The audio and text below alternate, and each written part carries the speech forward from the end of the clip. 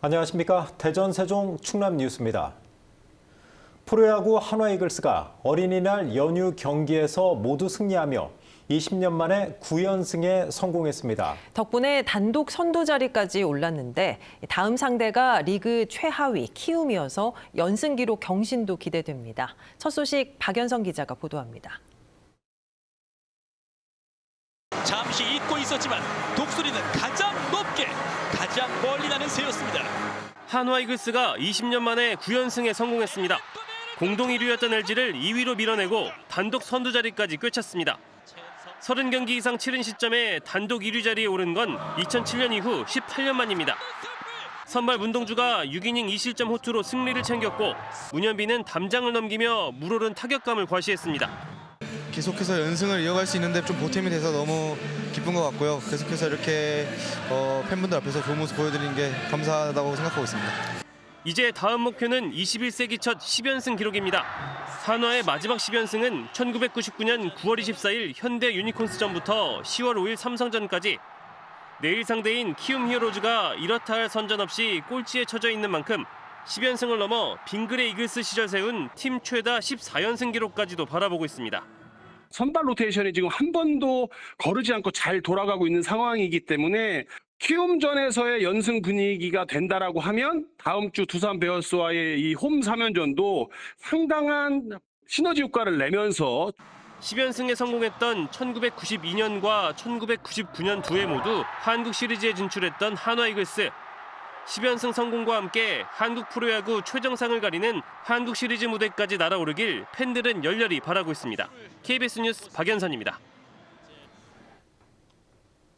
대전시는 대전노인회관에서 제53회 어버이날 기념식을 열고 효행실천 유공자에게 표창을 수여했습니다. 오늘 기념식에서는 대덕구 노인종합복지관이 기관 부문 보건복지부 장관 표창을, 개인 부문에서는 70살 안세존 씨와 55살 원혜선 씨가 표창을 받았습니다. 요즘 순금 한돈 가격이 65만 원을 넘어서면서 금은방 절도가 잇따르고 있습니다. 손님인 척 들어와 물건을 보여주면 곧바로 들고 달아나는 수법을 쓰고 있는데 금은방에서는 주의하셔야겠습니다. 김예은 기자입니다.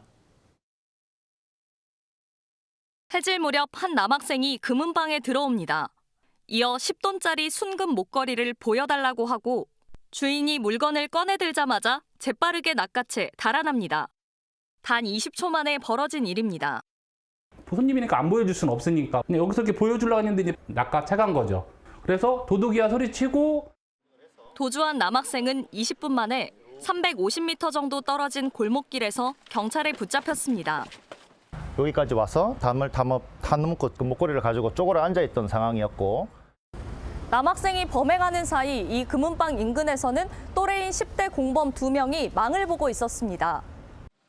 이들은 앞서 인근의 다른 금은방에서도 비슷한 절도를 시도하려다 실패한 걸로 드러났습니다. 금이 있냐고 물어보더라고. 10돈이만 600만 원 넘는다니 괜찮아요 그러더라고. 그래서 이상해가지고 안 보여주고. 범행 이유는 단순히 생활비로 쓰기 위해서였습니다.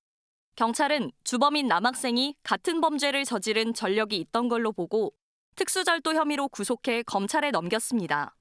또 최근 금값 상승세에 부산과 인천 등 전국에서 비슷한 수법의 절도가 잇따르고 있다며 주의를 당부했습니다. KBS 뉴스 김예은입니다. 대전지법 형사 3단독은 증빙자료를 위조하는 수법으로 출장비를 부풀려 챙긴 혐의 등을 받는 전 권익위 5급 공무원 A씨에게 벌금 1,000만 원을 선고했습니다. A씨는 2020년 7월부터 약 2년간 출장을 가지 않거나 숙박하지 않고도 출장비를 청구해 107차례에 걸쳐 1,024만 원을 부당하게 챙긴 혐의 등으로 기소됐습니다. 또 A씨가 허위 서류를 작성하는 것을 알면서도 방조한 혐의를 받는 동료 B씨에게는 벌금 100만 원이 선고됐습니다. 재판부는 A씨가 실제 출장 업무를 하며 청구하지 못하거나 인정받지 못한 금액이 있어 이득이 편취 금액에 미치지 않는다면서도 A씨가 행위를 정당화하며 잘못을 뉘우치지 않고 있다고 양형 이유를 밝혔습니다. 나흘 뒤면 오는 6월 3일 치러지는 21대 대통령 선거의 공식 선거 운동이 시작됩니다. 각 시도당을 중심으로 지역 선대위를 출범하거나 출범 준비를 마치고 대선 승리를 위한 총력전을 다짐했습니다. 최선중 기자입니다. 더불어민주당 대전시당은 현직 국회의원과 당협위원장, 일반 시민이 참여하는 230여 명 규모의 선거대책위원회를 출범했습니다. 시민의 현장 목소리를 듣는 실무형 경청 선대위를 내세워 한국노총 대전본부의장과 전 한국전자통신연구원 미래전략연구소장 등 노동과 과학계 인사가 참여했습니다. 연구 예산을 갑자기 깎아버린다니 하는 일 때문에 하던 일들을 그만둬야 되는데 이런 것들이 과학기술의 몇 해 동안을 후퇴시키는 그런 일이 되고 있어서 지금이 가장 위기라고 생각을 하고 있습니다. 국민의힘 대전시당도 선거대책위원회 출범을 위한 막바지 준비에 들어갔습니다. 20여 개 분과 200여 명 규모로 선대위 조직안을 짜고 출범식 일정을 조율 중이지만 김문수 후보와 한덕수 전 총리의 대선 후보 단일화 문제로 내홍을 겪으면서 선대위 출범 일정은 늦어지고 있습니다. 일부 당협위원장 사이에서는 쓴소리도 나오고 있습니다. 단일화 때문에 모든 일정이 좀 멈춰지고 있는데 단일화는 단일화고 우리 6월 3일 날 대선 승리를 위해서는 빨리 조직이 정비되고 또 선대위가 발족이 돼서 왕성하게 활동을 해야 된다.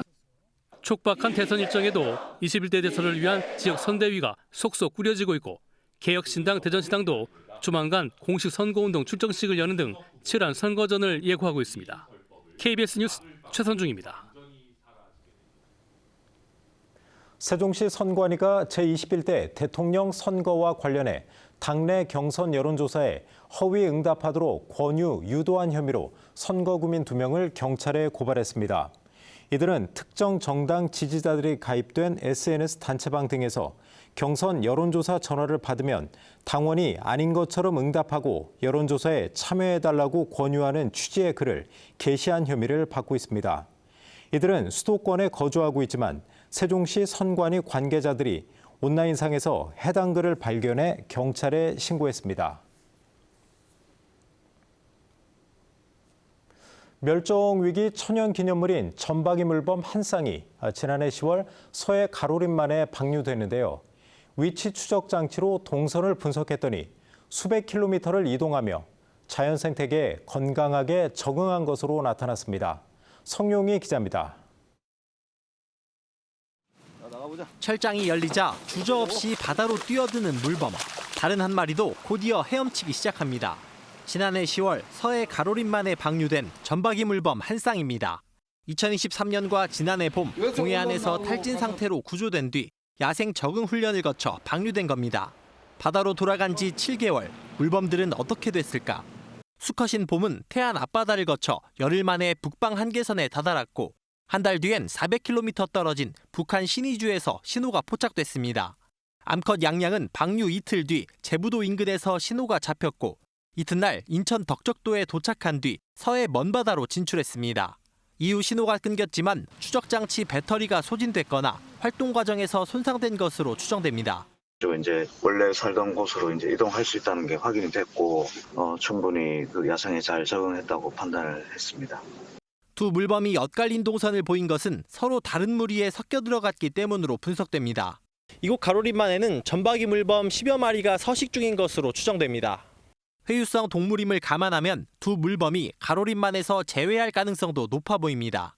가로림만의 생물 다양성이 높기 때문에 먹이원이 풍부해서 점박이 물범이 서식하기에 좋은 조건이라고 생각을 합니다. 건강하게 야생으로 돌아간 점박이 물범들. 위치 추적 자료는 물범 생태 연구와 서식지 보존에 활용될 계획입니다. KBS 뉴스 성용입니다. 정부 내 공동주택 전담부서 설치와 과도한 과태료 개선 방안 모색을 위한 토론회가 대전에서 열렸습니다. 대한주택관리사협회는 현행 공동주택관리법에는 과태료 규정이 42개나 있어 관리 주체들이 사소한 행정 실수로 인한 업무 위축이 상당하다며 관리제도 개선이 필요하다고 강조했습니다. 충남 지역 환경단체가 석탄 화력발전소 조기 폐쇄와 지천댐 백지화를 대통령 선거 공약에 반영해달라고 각 당 후보에게 요구했습니다. 충남 환경운동연합은 충남도청에서 기자회견을 열고 충남은 석탄 화력발전소의 절반이 밀집해 전국에서 가장 많은 온실가스를 배출하는 지역이라며 2030년까지 석탄 화력을 폐쇄해야 한다고 주장했습니다.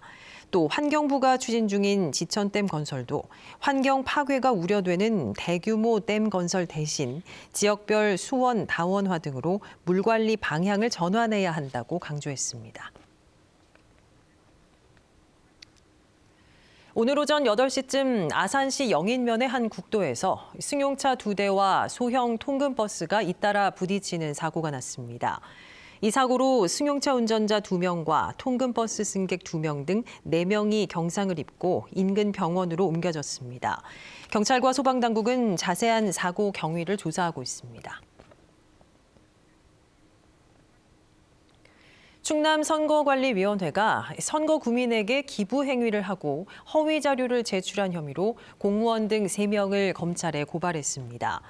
자치단체 소속 공무원 2명과 모 단체 회장 A씨는 지난 2월 말 열린 기업 유치 관련 행사에서 주민 250여 명에게 법적 근거 없이 70만 원 상당의 홍보 물품을 제공한 뒤 관련 자료를 임의로 조작해 선관위에 제출하고 자치단체장 업적을 나타낸 현수막을 게시한 혐의를 받고 있습니다. 대전시 특별사법경찰은 지난 3월부터 2달간 미용업소 등 공중위생업소에 대한 기획 수사를 통해 불법 업소 6곳을 적발했다고 밝혔습니다. 적발된 업소들은 미용사 면허 없이 불법으로 속눈썹 미용을 제공하거나 영업신고를 하지 않고 피부 미용 기기를 설치해 운영한 혐의를 받고 있습니다. 뉴스를 마칩니다. 여러분 고맙습니다.